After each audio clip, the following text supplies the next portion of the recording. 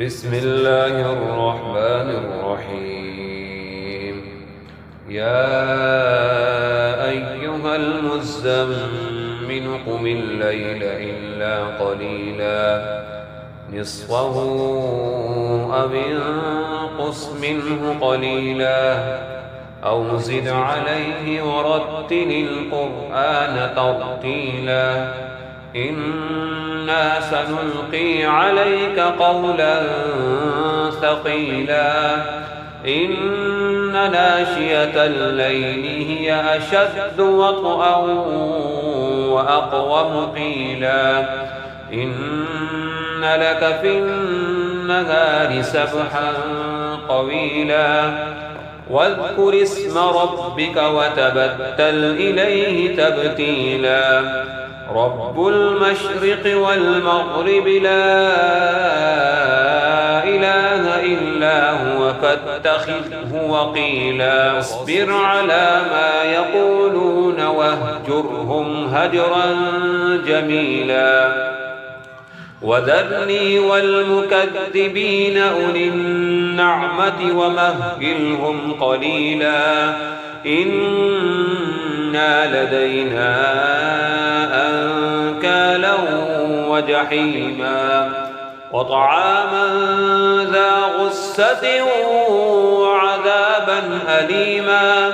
يوم ترجف الأرض والجبال وكانت الجبال كثيبا مهيلا إنا أرسلنا إليكم رسولا شاهدا عليكم كما أرسلنا إلى فرعون رسولا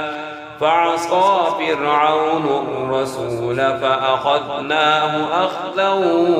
وبيلا فكيف تتقون إن كفرتم يوما يجعل البلدان شيبا السماء منفطر به كان وعده مفعولا إن هذه تذكرة فمن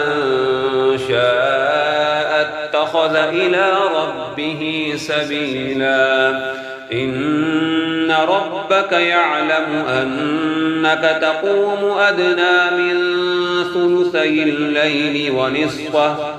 ونصفه وثلثه وطائفة من الذين معك والله يقدر الليل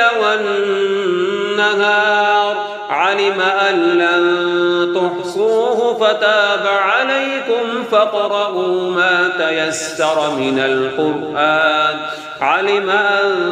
سيكون منكم مرضى وآخرون يضربون في الأرض يبتغون من فضل الله وآخرون يقاتلون في سبيل الله فاقرؤوا ما تيسر منه وأقيموا الصلاة وآتوا الزكاة وأقرضوا الله قرضا حسنا وما تقدموا لأنفسكم من خير تجدوه عند الله هو خيرا وأعظم أجرا واستغفروا الله إن الله غفور رحيم صدق الله العظيم.